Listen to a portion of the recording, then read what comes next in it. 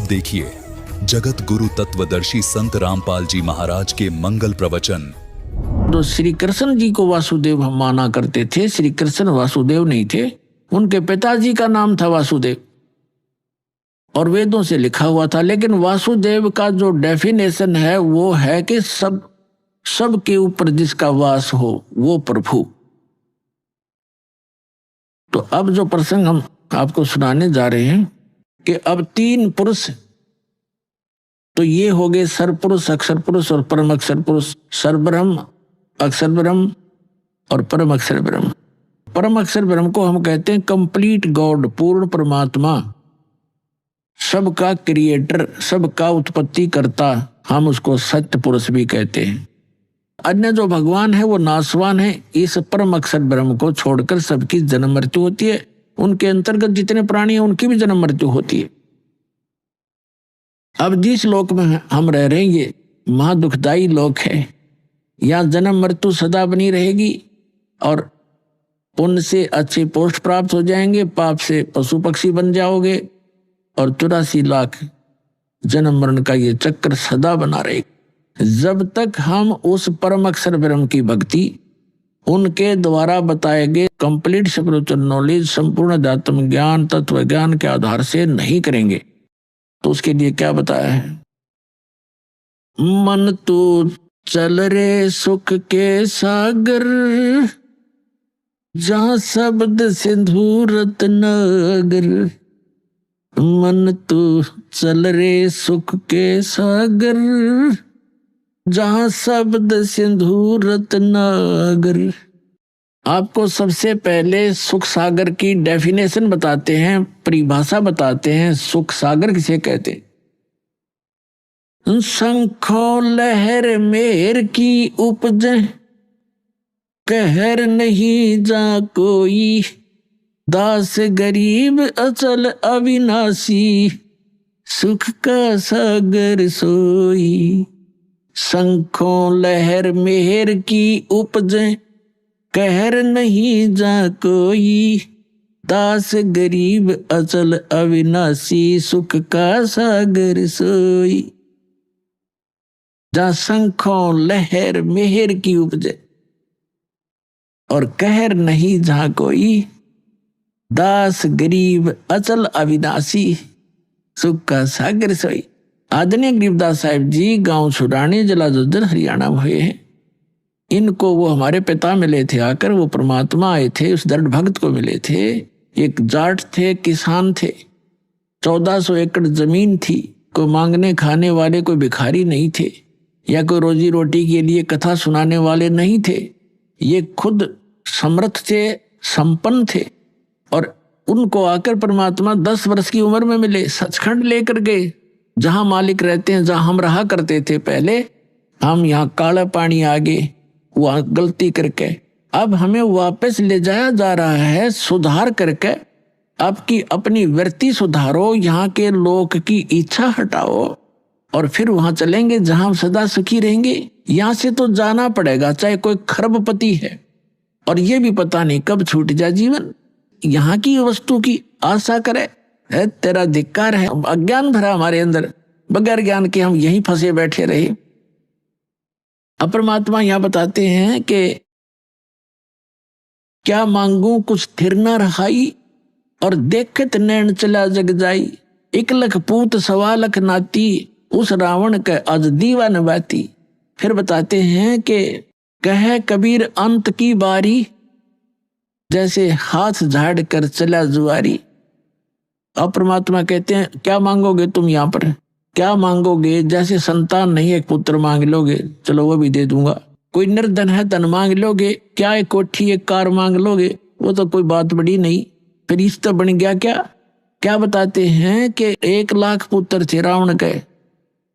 अब उस टाइम बड़ा भगवान कोई नहीं मानता, क्योंकि हाँ हमारी एक ऐसी भावना बनी हुई थी कि जिसका लड़का है, लड़की को तो हम संतान नहीं मानना थे। ऐसी दुर्बुद्धि होगी थी हमारी। जिनके पुत्र है तो वो संतानवान और भगवान माना जाता था, और जिसका संतान नहीं कहते बस वो तो उसका शक्ल भी ना देखो सुबह सुबह। ऐसी धारणा भर रखी थी, लेकिन यह गलत थी। अब परमात्मा कहते हैं रावण के 1 लाख बेटे थे, अर्जासत भक्ति ना करने से रावण की क्या दुर्गति हुई। अंत में कोई ज्योति जगाने वाला नहीं रहा, घर में दीप जगाने वाला नहीं रहा। और इतना धन जो रावण के पास था तो 7 जन्म नहीं इकट्ठा कर सकते, 1 लाख वर्ष की उम्र हो जाए तो नहीं इकट्ठा कर सकते। सर्व सोने की लंका थी वह रावण से रणधीरम, एक पलक में राज विराजी जम के पड़े जजीरम। फिर परमात्मा कहते हैं कि रति कंचन पाया नहीं रावण चलती बार, 1 ग्राम सोना भी रावण साथ नहीं ले जा सका, यहीं छोड़कर चला गया। तो यहाँ परमात्मा कहते हैं कि ऐसे इस लोक से आपकी इच्छा हटेगी और आपको सच्चाई का पता चलेगा, तब ये मन आपको जो अन्य स्थानों पर घसीट कर ले जा रहा था, बुराइयों में घसीट रहा था, कहीं माया जोड़ने में, कहीं चोरी करने में, कहीं पर रिश्वतखोरी करने में और कहीं पर फिर कोठी बंगले फैक्ट्री लाने में, तो फिर ये घसीटना छोड़ देगा।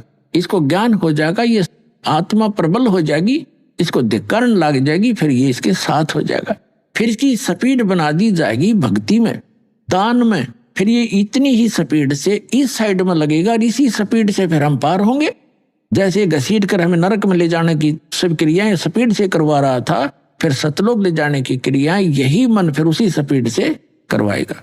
ऐसे इसकी दिशा बदलेंगे। अब यहाँ प्रसंग चल रहा है कि सुख सागर की परिभाषा बताएंगे पहले, फिर वहां चलेंगे जहां पर क्या व्यवस्था वो बताएंगे कि शंखों लहर मेहर की उपजे और कहर नहीं जहां कोई, दास गरीब अचल अविनाशी, सुख का सागर सोई। तो ये प्रसंग जो चल रहा था कि गरीबदास साहिब जी को परमात्मा मिले थे गांव छुड़ानी जिला झज्जर हरियाणा के खेतों में, जहां वो अपने ही खेतों में अपने ही फील्ड में गरीबदास साहिब जी गौवें चरा रहे थे, गौ पाली गए हुए थे। और भी गांव के काफी बड़े बड़े भी छोटे भी, यानी सबसे छोटी उम्र के गरीबदास जी ही थे। उनसे बड़े कोई 20 वर्ष का, कोई 25, कोई 40, कोई 50 वर्ष के भी व्यक्ति गौओं के साथ चराने के लिए फील्ड में ले गए थे। तो वहां से परमात्मा आए थे जिंदा महात्मा का रूप बना के सतलोक से, जैसा कि उनका विधान दास ने बताया, वेदों में प्रमाणित है कि वो परमात्मा ऐसी ही लीला किया करते हैं। तो गरीबदास साहिब जी को खेतों में जंगल में मिले थे। लंबी कहानी है, फिर आने पर बताएंगे। अब जो प्रसंग है, तो उनको सचखंड लेकर गए, फिर वापस छोड़ा था 8-10 घंटों के बाद। तब उन्होंने आकर बताया है, क्या बताया है कि शंखों लहर मेहर की उपज, कहर नहीं जा कोई। कहर माने दुख। जैसे एक परिवार का इकलौता पुत्र था, रोग से मृत्यु होगी, किसी की दुर्घटना से होगी, तो कहर टूट गए, वो कहर था। या हम किसी को सताने के लिए प्रयत्नशील होते हैं, या किसी और सारा दिन हम 2 रोटी के लिए ही जंग होते रहते हैं। तो कहने का भाव ये है कि वहां शंखों लहर मेहर की उपजे, कहर नहीं जा कोई, वहां कोई दुख नहीं। अब जैसे इस दास के साथ बहुत बार बनता है, पहले भी बनता था कि जैसे अकेला होता हूं तो एक बार ऐसी हिलोर उठती है अंदर से, जैसे कोई कितना ही हमें सता रहा हो, कितना दुखी कर रहा हो, उसके प्रति भी दोष नहीं आता, उसके प्रति भी द्वेष नहीं होता, कोशिश करने से भी नहीं होता, सब अपने से लगते हैं। लेकिन वो होती है कुछ अक्षणों के लिए, और उसके जाते ही अंदर फिर वही गंध भर जाता है, वही राग द्वेष, वो ऐसा कर दूंगा, उसने ऐसे कैसे बोल दिया, वो क्या समझता है अपने आप को। तो वो सारा गोबर फिर अंदर जो का तो प्रभावित हो जाता है। तो गरीबदास साहिब जी कहते हैं उस सतलोक में जाने के बाद आपको ऐसा बॉडी मिलेगा जिसमें ना बीपी हाई हो ना लो हो, और वहां का आहार इतना अच्छा है, वहां विकार उत्पन्न होते ही नहीं, चाहने से भी नहीं होते। जैसे छोटा बालक है 2-3-4 वर्ष का, उसमें कोई विकार होता ही नहीं, कोशिश करने से भी नहीं हो सकता। काम क्रोध मोह लोभ अहंकार, उसमें कुछ होता है नहीं। अभी माता पिता या कोई भाई उसको धमका देता है, एक 2 थप्पड़ भी लगा देता है, 2 मिनट के बाद फिर सीने से लग जाता है पे आकर के, तो उसमें वो द्वेष ही नहीं, किसी ने मुझे मारा मुझे तो बात नहीं करूं, या अन्य कोई विकार नहीं। तो इस प्रकार वहां आपको ऐसी बॉडी मिलेगी जिसमें आप में कोई विकार नहीं आएगा और आपका पूरा परिवार होगा। तो वहां कोई गलती कराने वाला अन्य एलिमेंट नहीं होगा, तो वहां हम सुखी हो सकते हैं। तो क्या बताते हैं, मन तू चल रे सुख के सागर, जहां शब्द सिंधु रत्नागर। अब सुख सागर कहा सतलोक को। अब जैसे समुद्री जहाज में बैठकर कोई जाता है और वो निकल जाता है 200 किलोमीटर समुद्र में, उसके बाद उसको समुद्र में जल के अतिरिक्त और कुछ दिखाई नहीं देता उस जहाज से न्यारा। उस जहाज से अलग जो वस्तु है केवल वाटर है।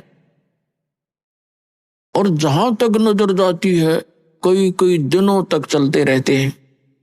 तो कहने का भाव ये है कि सतलोक में वो सुख ऐसे भरा पड़ा है जैसे दूसरी वस्तु नहीं समुद्र के बीच में जाने के बाद आपको दृष्टिगोचर नहीं होती। तो ठीक इसी प्रकार सतलोक में जाने के बाद वो सुख सागर इसलिए कहा है कि वहां कोई दुख नाम की वस्तु नहीं है।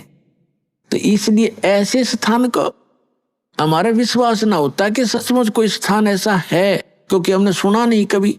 अब जैसे कोई गांव में रह रहा है, गांव के बाहर और एक झोंपड़ी डाले बैठा है, आसपास के उसके पशु सूअर आदि फिरते रहते हैं, और उसको कोई ये कहे कि तुझे चंडीगढ़ के अंदर एक प्लाट दिलाता हूं, चल तेरे ये नाम फार्म भरवा दूंगा, ऐसी कोई स्कीम है।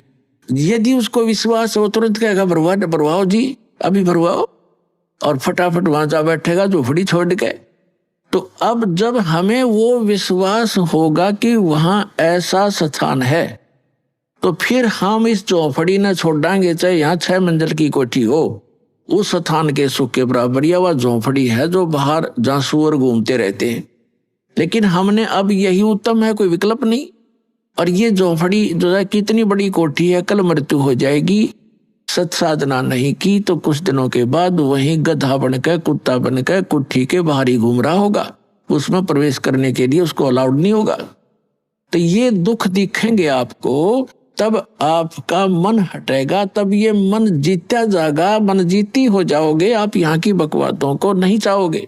अब इस ज्ञान के माध्यम से आपको पता चलेगा, यदि आज हम किसी का धन चोरी करते हैं, रिश्वत लेते हैं, तो आगे आपको आने वाले जन्मों में उसका प्रतिफल देना पड़ेगा। कोई भैंस बनकर देगा, कोई कुत्ता गधा बैल बनकर कुत्ता रखवाली करेगा, बैल बनकर उसके खेतों में जोतेगा, कोई भैंस बनकर गाय बनकर वो वापस करने पड़ेंगे, कोई गधा बनकर, कोई ऊंट बनकर, घोड़ा बनकर। तो क्यों पंगे में पा दें हम? और किस लिए करते हैं लूट खसोट, किस लिए करते हैं माया जोड़ी रिश्वतखोरी डाके? हम किस लिए करते हैं? हमने अपनी परंपराएं बिगाड़ ली। मनुष्य जीवन मिला था केवल भक्ति करने के लिए, और मनुष्य जीवन का मूल काम हम भूल गए। हम यहाँ की परंपराओं को बनाकर इसमें अपनी शान शौकत समझने लग गए। किसी के पास धन हो गया और उसने लड़की का विवाह करने लगा, तो उसने लड़की के विवाह में कि उसके पास पैसा है, चाहे कहीं से भी प्राप्त है, पूर्व संस्कार से है या 2 नंबर से किया है, तो उसने लड़की के विवाह में सारे फंड कर दिए, डीजे बजाना, फलाना करना, इतने व्यक्ति बुलाने हैं, ऐसा धन देना है, इतना दान दे दिया, कुछ कार दे दी हैं। अब उसने तो दे दी, उसने तो बकवाद कर दी क्योंकि पैसा है। अब गरीब आदमी की लड़की का जब विवाह होता है तो आत्मा तो उसकी भी रोती है। तो पिता भी समझता है कि आज पड़ोस में एक लड़की का विवाह हुआ है, उसको ऐसा वैसा दिया गया है, इतने उसको कपड़े दिए हैं, इतने गहने दिए। तो वो गरीब व्यक्ति अपनी बेटी के मुंह की तरफ देखता है, कहीं इसके मन में ठेस ना पहुंचे बेटी को। तो जितना उसका सामर्थ्य होता है उससे ज्यादा कर्जा वर्जा करके अपनी बेटी को कोशिश करता है वो आइटम पूरे करने की, लेकिन फिर भी उतना नहीं कर पाएगा और नुकसान और कर्जवान भी हो जाएगा। तो ये जो बकवाद हमने शुरू कर रखी है ये खत्म करनी पड़ेंगी। अब विवाह तो परमात्मा ने कर रखा है, बच्चा और बच्ची का जो संस्कार उसका पहले ही बना रखा है। बाद में तो हम बेमतलब का ड्रामा और अपनी बकवाद दिखाते, लोग दिखावा करते। हमने बच्चों का विवाह कति सिंपल वे से करना चाहिए। अब जैसे हम बकवाद करी, एक ने बड़े धूमधाम से लड़के का विवाह था, डीजे बजवाया, सारे सांग करवाए हैं, खूब ठाठ से बड़े गहने गाने बनवा कर रख कर तैयार करके, और विवाह के लिए जा रहे थे। और वो लड़के दुल्हे वाली गाड़ी जिसमें 7-8 3-4 घर के रिश्तेदार दामाद उसके बैठे हुए थे, यानी उस लड़के के जीजा वगैरह बहनोई, और वही कार टकरा गई ट्राले से, वो दुल्हा भी मर गया और वो बहनों के बटे हुए मर गए 1-2 साथ में ही। वह कुंबा गानी होगी। पहले दिन तो नाचे कूदे थे, ठाठ बांध रहे थे, और अगले दिन टक्कर मार कर हो रहा सारा परिवार, चाट ले डीजे ने और बजा ले बाजे भी। तो यहाँ संतों ने बताया है, जैसे आदरणीय नानक साहिब जी को परमात्मा सचखंड लेकर गए थे बेई नदी से, उनको वापस छोड़ा था, उसी दिन से उनकी वृत्ति संसार से हट गई थी, क्योंकि सुख में स्वतल उन्होंने आंखों देख लिया था, और यहाँ के दुख से परिचित वो पहले ही से ही थे। तो क्या उन्होंने कहा, वो मायूस से रहा करते थे। तो कोई व्यक्ति जो जाते थे, कोई नए नए जाते थे, वो पूछा करते थे कि महात्मा जी आप तो बड़े मायूस से रहते हो, साधु संत फकीर तो निश्चिंत होते हैं, आप तो हमेशा ऐसे लगते हो जैसे चिंताग्रस्त हो, आप खुश क्यों नहीं रहते। तब नानक साहब जी ने कहा था कि ना जाने काल की कर डारे और किस विध ढल जा पासावे, और जिनाते सरते मौत खुड़क दी उन्हां केड़ा हासावे, कि यहाँ ना पता कब के बिजली गिर जा, तो इसे गंदे लोक में किस पर खुशी मनाऊं मैं। अपना आत्माओं देखो, यहाँ प्रसंग जो चल रहा है कि सुरपति दुखिया भूपति दुखिया, रंग दुखी बपरीती हो, कह कबीर और सब दुखिया, एक संत सुखी मन जीती हो। तो दूसरा पहलू बताते हैं, जैसे नानक साहब जी से किसी ने कहा कि आप क्या कभी सब समय में ऐसा ही रहते हो, क्या आप कभी खुश नहीं होते। कहते खुश होता हूं, मुझे जो ज्ञान प्राप्त हुआ है, मुझे जो भगवान प्राप्त हुआ है, और जो विधि मुझे मिली है, और मैं सत्संग सुनाता हूं, जो सत्संग सुनने के लिए साधु संत यानी भक्त आते हैं, ये जब आते हैं तो मैं खुश होता हूं, और जब ये चले जाते हैं यहाँ से मेरे पास से तो मैं दुखी होता हूं। किस लिए खुशी होता हूं और किस लिए दुखी होता हूं। सुखी तो इसलिए होता हूं कि इन पुण्यात्माओं को परमात्मा के उस अनमोल खजाने का ज्ञान हुआ और उनकी रुचि बन गई, अभी इनका कल्याण हो जाएगा।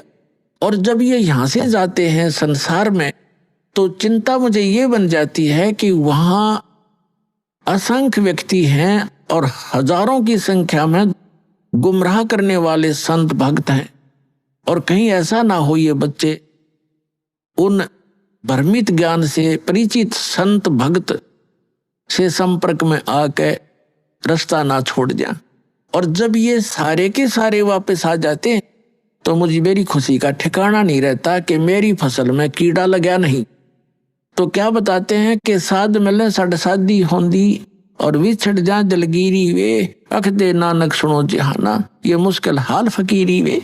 कि मैं इसलिए ये भक्ति बड़ी कठिन बन गई है, बड़ी मुश्किल हो गई है फकीरी यानी भक्ति, क्योंकि इस ज्ञान के जानने वाले लोग नहीं हैं, और मैं अकेला बताने वाला हूं, हजारों की संख्या में मिसगाइड करने वाले हैं। तो ये मुश्किल हाल फकीरी बन गई कि साध मिले सड़ साधी होंदी, ये वापस आते हैं जब मैं खुशी से फूला नहीं समाता हूँ, और जब ये चले जाते हैं तो दिलगिरी वे यानी दुखी होता हूँ, कहीं इनको कोई मिसगाइड ना कर दे, मुश्किल से सिर चढ़ाए। तो यहाँ परमात्मा कहते हैं कि तुम नाचते गाते हो, बकवाद करते हो, और 1 मिनट में बिजली गिर जाती है, खा कहिए नाचना गाना। तो ऐसा रहो जैसे नानक साहब जी बताना चाहते हैं कि ना जाने काल की कर डारे और किसी भी ढल जा पासावे, और जिनाते सरते मौत खुड़क दी कि उन्हां केड़ा हंसावे। और फिर दूसरी बात ये है, जैसे विद्यार्थी, ये एक विद्या केंद्र है पूरी पृथ्वी, और जिनको मानव शरीर प्राप्त है, ये ड्रेस अलग है अन्य प्राणियों से, आपकी कुत्ते से, गधे से, सूअर से, तो ये ड्रेस अलग है, तो इसका काम भी कोई और ही है। यदि वो पशु पक्षियों जैसे ही कर्म हम इस ड्रेस में करते हैं, ये पोशाक है, एक चोला है शरीर हमारा, तो फिर हम समझदार नहीं हैं। हमें पता ही नहीं है कि हम किस उद्देश्य को लेकर इसमें ड्रेस पहने हुए हैं। और जो आप विद्यार्थी हैं, मनुष्य शरीर प्राप्त प्राणी पूरी पृथ्वी पर, ये सभी विद्यार्थी हैं और इनको परमात्मा पाने वाली, आत्म कल्याण करवाने वाले इस विद्यालय में प्रवेश प्राप्त हो चुका है। आपके इतने अच्छे नंबर हैं, इतने अच्छे अंक हैं आपके।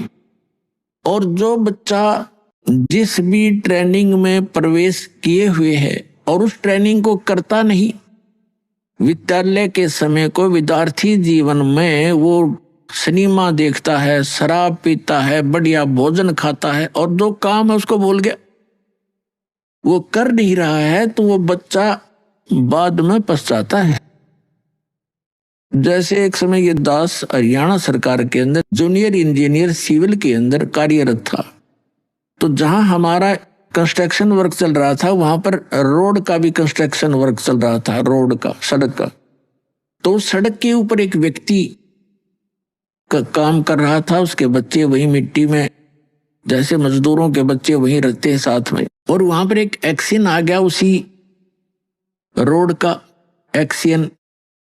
एक अधिकारी होता है, कार्यकारी अधिकारी, इंजीनियर। तो वो जब वो चला गया इंस्पेक्शन करके, तो वो व्यक्ति क्या कहता है मजदूर के, ये मेरा क्लास फेलो था, ये एक्सीडेंट कभी हम एक विद्यालय में पढ़ा करते थे, मेरे भाग फूट गए, मैं पढ़ा नहीं, आज मजदूरी कर रहा हूं और मेरे बच्चे भी देखो यहीं पढ़े हैं।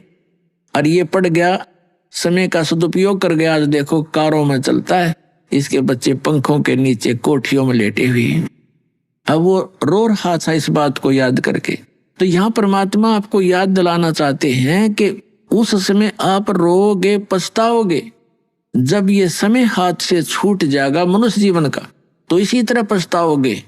मनुष्य ये विद्यालय का समय है आपका, ये मनुष्य जीवन जब तक है आप विद्यार्थी हैं और इसमें ये कार्य नहीं किया भक्ति वाला, तो बाद में पशु पक्षी बनकर रोया करोगे। गरीबदास जी कहते हैं, ये संसार समझदा नहीं, कहंदा श्याम दोपहरे नु, गरीबदास ये वक्त जाता रोगे इस पैरे नु। ये मनुष्य जीवन एक बार हाथ से छूट गया, इस पैरा माने समय को रोया करोगे। फिर जैसे कुत्ता रात्रि में ऊपर को मुंह करके रोता है, उसकी आत्मा में कभी ना कभी वो बात याद आती है, मैं कितना गलती किए हुए हूँ, आज मैं कहाँ पड़ा हूँ। लेकिन होत कुछ सेकंड के बाद फिर वो भूल पड़ जाती है। तो ये प्रसंग जो बताया जा रहा है आपको, इस कहते हैं कहे कबीर और सब दुखिया एक संत सुखी मन जीती हो।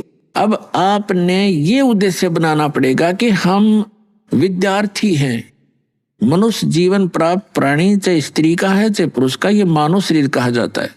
तो ये जितने भी मानव शरीर प्राप्त प्राणी हैं, ये विद्यार्थी हैं। इनका उद्देश्य परमात्मा पाना, आत्म कल्याण करवाना है। वो दूसरी बात है कि किसने कौन सी ट्रेनिंग कर रहा है। जैसे कोई विष्णु की साधना कर रहे हैं तो वो ट्रेनिंग उसकी न्यारी है, स्वर्ग तक की पहुंच है, वहां से फिर वापस जन्म मृत्यु सदा बनी रहेगी।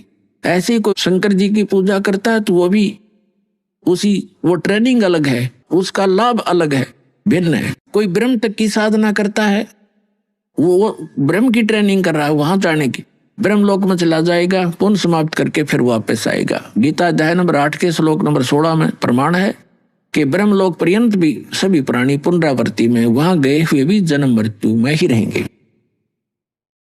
तो इसी प्रकार जो अक्षर पुरुष की तो यहाँ साधना कोई करता ही नहीं, क्योंकि उसके लोक में जाना नहीं होता। हमने फिर उसके बाद तो पार ब्रह्म, सबसे परला परमात्मा, जिसको परम अक्षर ब्रह्म कहा है, संतों ने उसको पार ब्रह्म कहा। पार ब्रह्म, एक ब्रह्म, एक पर ब्रह्म, और तीसरा पार ब्रह्म। पार माने सबसे पार का, सबसे ऊपर वाला, सबसे परली पार का।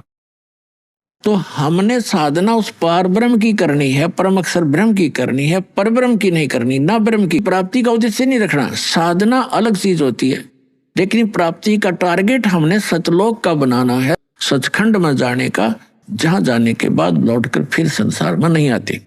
अब हम आते हैं, मन तू चल रे सुख के सागर, जहाँ शब्द सिंधु रत्नागर। शब्द सिंधु यानी जहाँ सुख का सागर, सुख ही सुख है। फिर कहते हैं कोट जन्म तन भरमत होगे कुछ ना हाथ लग्या रे, कुकर सुकर खरबा बोरे कौआ हंस बुगारे। कोटि जन्म तू राजा की ना मिटी न मन की आशा, भिक्षुक होकर दर दर घूम्या ये मिला न निर्गुण रासा। इंद्र कुबेर ईश की पदवी ब्रह्मा वरुण धर्मराया, विष्णुनाथ के पुर को जाके तू फिर भी वापस आया। असंग जन्म तन मरता होगे जीवित क्यों न मरे रे, द्वादश दर महल मठ बोरे बहुर ना दे धरे रे। फिर बताते हैं दो जग बहिष्ट सभी तय देखे राजपाट के रसिया, तीन लोक से तिरपत नाही ये मन भोगी खसिया। सतगुरु मिले तो इच्छा मेटे पद मिल पदे समाना, चल हंसा उस लोक पठाऊं जो आदि अमर अस्थाना। चार मुक्ति जहाँ चंपी करती माया होरी दासी, दास गरीब अभय पद पर से वो मिले राम अविनाशी।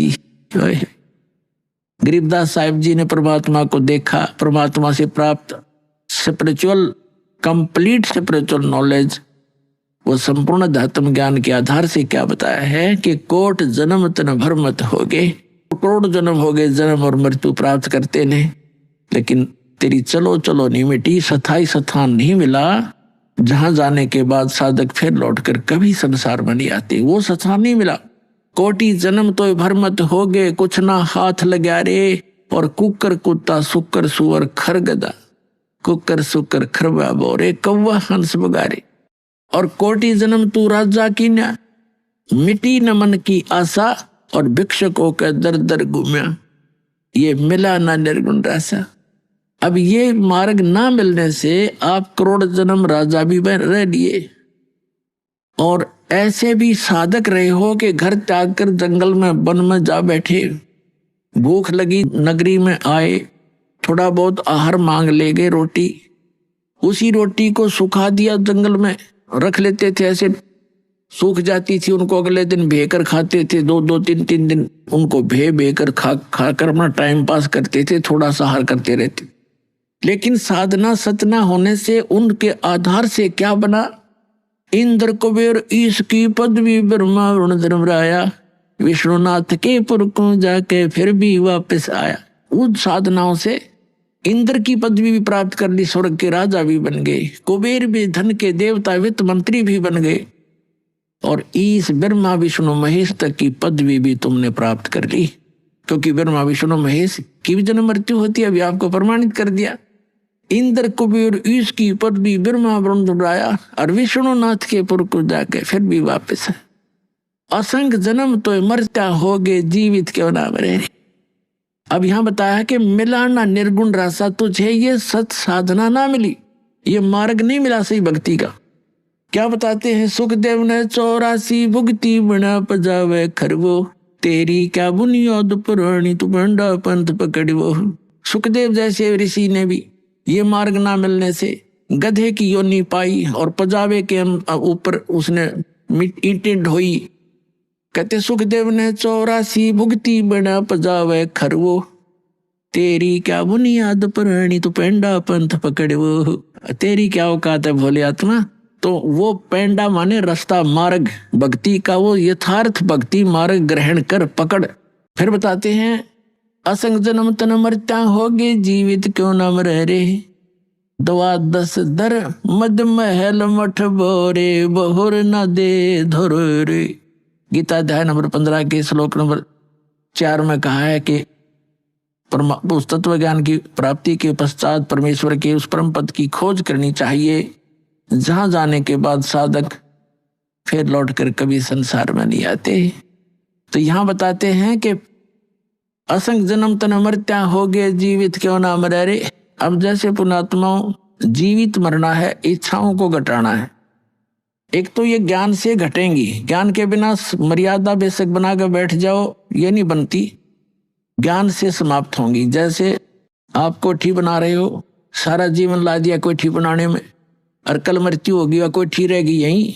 एक सेठ था, आंखों देखा एक मजदूर बता रहा था कि हम वहां मजदूरी कर रहे थे और उसने कॉम्प्लेक्स बनाना था शहर के अंदर, रोहतक के अंदर, और शाम को मजदूरों की तनख्वाह देकर हम वही बैठे बैठे अपने गिन रहे थे तनख्वाह जो हमें मिली थी, और वो वहीं पर टूटी लगा रखी थी तराई तरुई के लिए, गर्मियों का मौसम था। वो स्नान करने लग गया वहीं टूटी के नीचे, नहा के धोती वो पजामा पहना था और कुर्ता हाथ में लिया था, जब मर गया वही हार्ट अटैक हो गया, बैठा बैठा रह गया। अब चाट ले उस कम्प्लेक्स ने, उड़ के गधा बन के कुमार के फंसेगा। तो परमात्मा कहते हैं जो काम इसका करने का वो भूल गए, बकवादों में लगे रहे तुम, तो इससे इच्छा हटेगी। तो यहाँ परमात्मा आपको सतर्क करना चाहते हैं कि ये लोग ठीक नहीं, जिस काम में सारा जीवन तुम लगा रहे हो, ये काम केवल इतना ही नहीं है। अब प्राणी को यहाँ टाइम पास करने के लिए मकान भी चाहिए, से झोपड़ी दे दाता, पर राम नाम बना रहे, भक्ति बनी रहे, या दूर ना हो। और भक्ति बनी रही तो आपको जो भी कोई आपदा, कोई आवश्यकता इस जीवन में पड़ेगी, भगवान आगे दर देगा, ठाका जबरदस्ती दे देगा।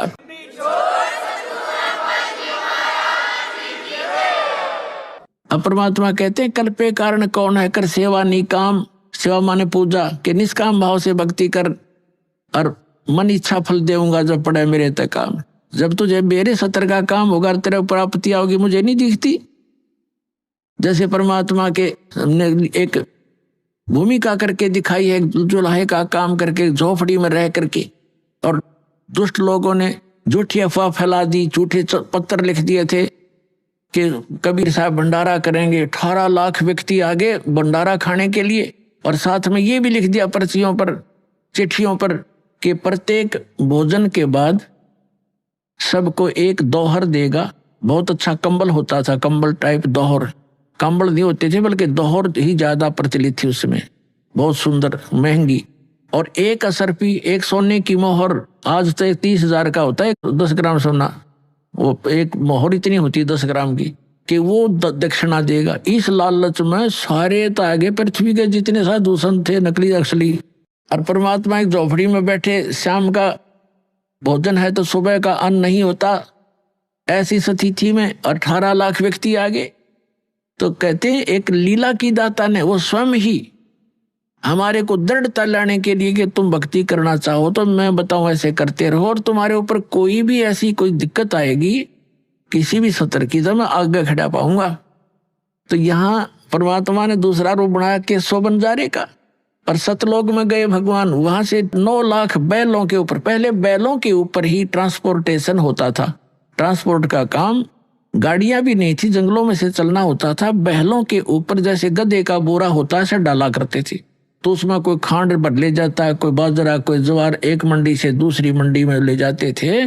तो ट्रांसपोर्ट का काम बैलों से होता था, उनको बंजारे बोलते थे, बिजनेसमैन, बनज करने वाले बंजारे। तो बंजारे का रूप बनाकर भगवान सतलोक में गए, सचखंड से 9 लाख बैल, और उनके ऊपर बने बना पका पका जलेबी, कचौड़ी, पकौड़ी, दही, बड़े, सारा कुछ, जलेबी, हलवे, खीर, माठ भर भर धर लाए भगवान। और वहां चौप काशी के बाजार में लगा के टेंट, उनमें सारे कर दिए खाली, पाड़ की पाड़ में तो ढेर के ढेर पूरियों का, जलेबियों का, लाडुओं का, बहुत महंगा पड़ा हुआ, और भंडारा शुरू कर दिया। और आप बैठे झोपड़ी में दूसरा रोल कर रहे। तो ये हमें उदाहरण दिया था कि कल्पे कारण कौन है कर सेवा निकाम, मन इच्छा फल देऊंगा जब पड़े मेरे से काम। तो हम अगर सच्ची साधना, सच्चे मन से भगवान की भक्ति करेंगे और मर्यादा में रहते हुए, हमने घनी चीज आवश्यकता नहीं, एक तो आवश्यकता हम खत्म करेंगे, जैसे हम भक्ति करेंगे तो भगवान हमारी आपदाओं को टालेगा। दूसरी बात यह है कि हम विवाह शादी में जो खर्च करते हैं बंद करना पड़ेगा, और ना ही ज्यादा संग्रह करने की नीति बनाओ, क्योंकि हमने सफर भी तय करना, सतलोक जाने वाले मार्ग पर हम चल पड़े। अब यात्री घना वजन उठाकर सफर तय नहीं कर सकता, कोठी भी बना लूं, बंगले भी बना लूं, फलाना भी कर दूं, नहीं, आवश्यक वस्तुएं अवश्य लो, बनाओ, अनावश्यक मत करो, रीति रिवाज खत्म करो जो यहाँ बेतुकी बना रखिए। एक लड़की का विवाह कर दिया, फिर उसको हमने बोझ न्यू मान लिया कि पहले तो यहाँ खर्चा गणा करें, लोग दिखावा करना पड़ा, देखम देखा, विवाह के अंदर गहने देने पड़े, कपड़े 40 अगलियां के, 20 पछलियां के, वे मतलब वो इधर उधर ठाए फिरते रहते, फिर कोई त्योहार आता है या कोई लड़की का लड़का हो गया, एक ब्याह और शुरू हो गया आजकल नो के वो पी लिया और फिर वो कुआ पूजे, पूजना चाहिए भगवान पूजे वो कुएं ने, कोई बात हुई है। अभी आपने सुने संत रामपाल जी महाराज के मंगल प्रवचन।